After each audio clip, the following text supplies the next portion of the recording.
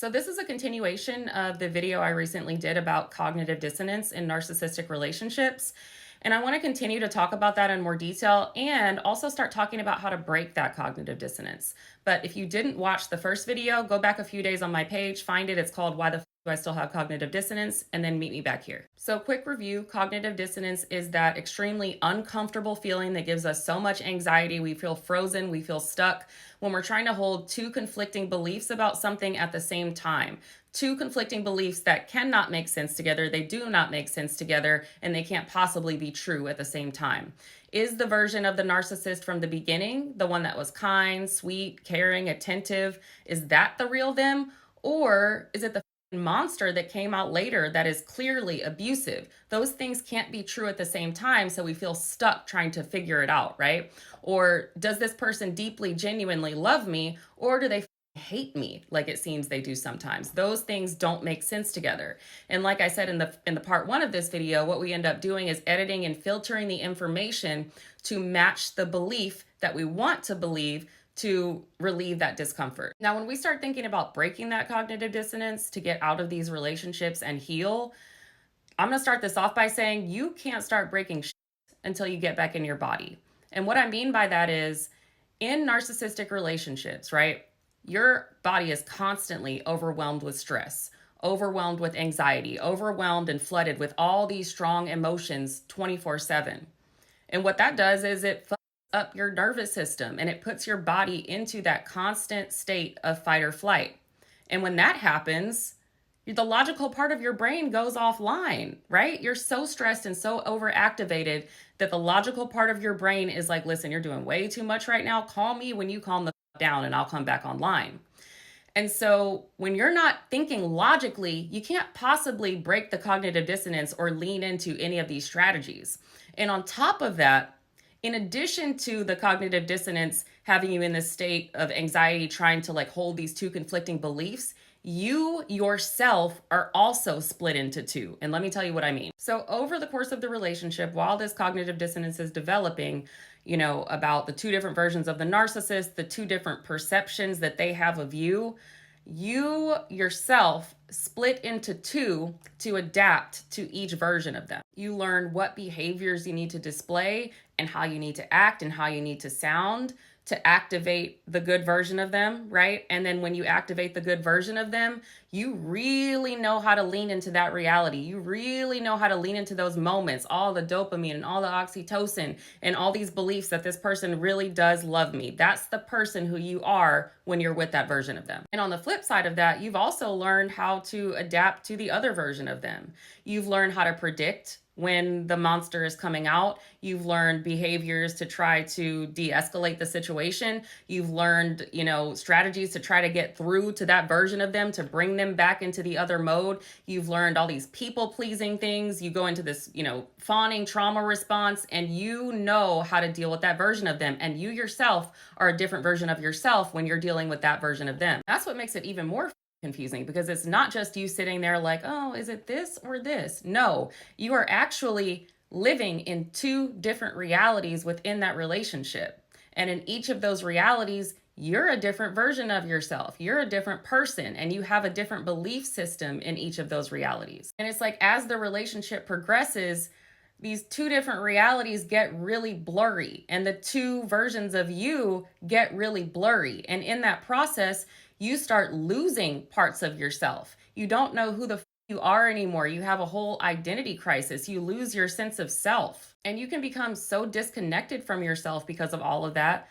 that you feel like you're not even real anymore. Like you're dissociating, you're depersonalizing. You feel like you don't exist. And how the could you possibly start breaking cognitive dissonance when you feel like you yourself are not even real anymore? So that's why I say, before you start thinking about applying any of these strategies to break cognitive dissonance, you have to get back in your body. So to start calming down, regulating your nervous system, and getting back in your body, you have to ground yourself in the present moment. And that can be done through, simple things, y'all. Going barefoot outside and noticing and pay attention to the warmth of your feet on the ground, taking a warm bath and noticing, how the water feels on your body, splashing cold water on your face and paying attention to the feeling, just so you can be like, oh, Like, this is me. I'm in my body right now. This is the moment. I'm present. If you have an animal, you have a cat or a dog or whatever else, sit there and pet your animal. That can help regulate your nervous system and ground you in the present moment. You're sitting there and you can feel the texture of their fur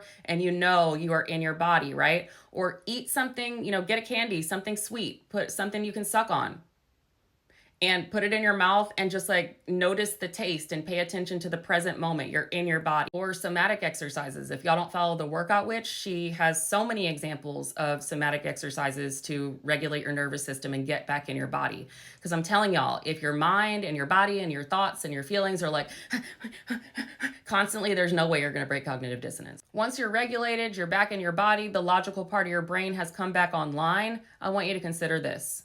You know what the truth is. You know what the truth is. You know which one of these is true.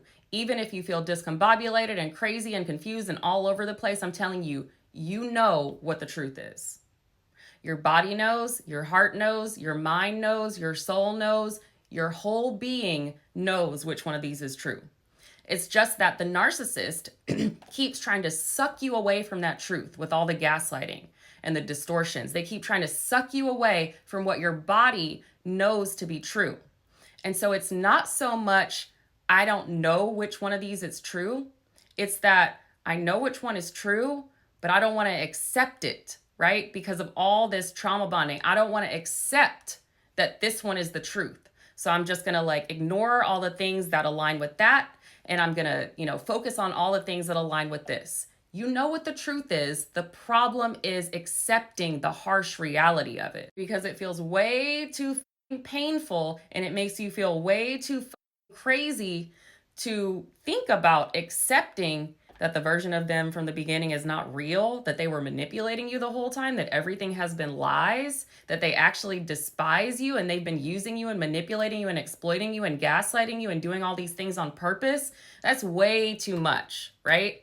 And so to get yourself out of avoiding that, I always say you have to get to the bottom of what story are you telling yourself on replay? What narrative is it that you've decided on that keeps going on replay in your head?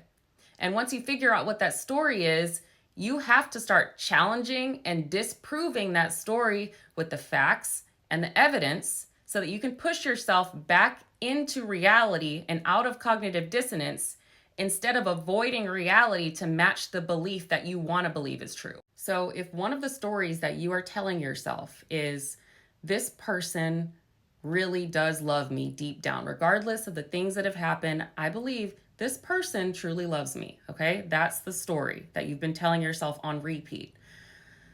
All right, let's look at the facts and the evidence. If you were to, and I want y'all to write this down, right? Write down what your story is. Okay, I believe this person loves me deep down. All right, now the facts and the evidence. I want you to write down how would you describe love? Not your relationship, but just in general, when you're thinking about the concept of love. What words would you write down to describe it? Respect, loyalty, honesty, boundaries, support, safety, consistency. I'm gonna say that one again, consistency. Right? Make a long, extensive list of how you would describe love.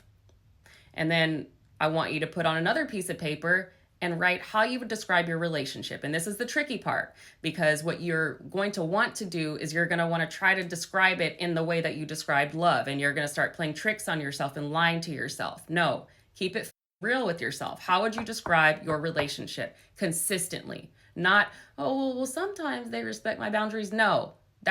Boundaries aren't sometimey. Trust and loyalty aren't sometimey. How would you describe your relationship overall? Does it match what you put for love? Or is it the complete opposite? Because if it's the complete opposite, logic and reason show it can't possibly be love.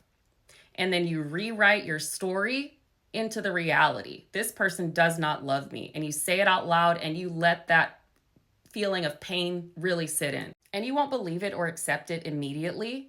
But if you stay consistent with looking at those inconsistencies in those lists every day and tell yourself the truth out loud, tell yourself the reality out loud until you believe it and until you accept it, it's going to work.